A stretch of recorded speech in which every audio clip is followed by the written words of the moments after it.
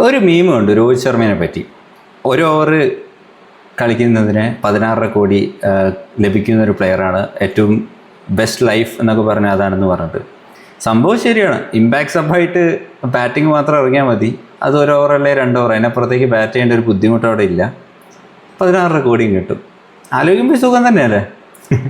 പക്ഷേ മുംബൈയുടെ ഏറ്റവും സ്ട്രോങ്ങിലേക്ക് അവർ തിരിച്ചു വന്നൊരു മത്സരമാണിത്. അവരുടെ ബാറ്റിങ്ങിനേക്കാൾ വഴി ബോളിംഗ് നല്ല രീതിയിൽ സ്ട്രോങ് ആയിട്ട് വന്നൊരു മത്സരമായിരുന്നു. കാരണം ഇറ്റ്സ് എ ബാറ്റിംഗ് ട്രാക്ക്. അവിടെ 116 എന്നുള്ള സ്കോറിൽ കൊൽക്കത്തയെ ഒതുക്കുക എന്നുള്ളത് അത്യാവശ്യം it's a very good bowling, right. മെയിനായിട്ട് എടുത്തു പറയേണ്ടത് അശ്വിനി എന്ന് പറഞ്ഞ പുതിയ ബോളർ, ലെഫ്റ്റ് ആം ബോളർ, ആളുടെ നല്ലൊരു പെർഫോമൻസ് ആയിരുന്നു ഉണ്ടായിരുന്നത്.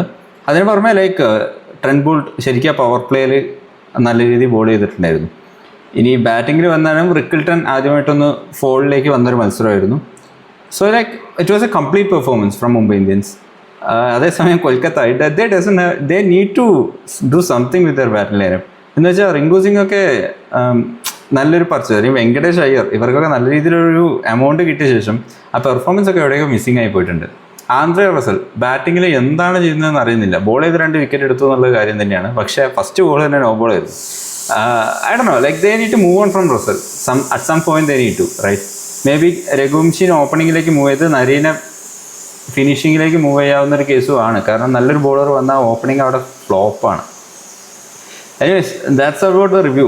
Mumbai is back on track, I think at their home. ഇനി അങ്ങോട്ട് ലൈക്ക് ബുംറയുടെ തിരിച്ചുവരം കൂടി that Mumbai will be a team to beat എന്നാണ് എനിക്ക് തോന്നുന്നത്. Let's see about that. Kolkata has a lot to do because they are at the 10th at the moment.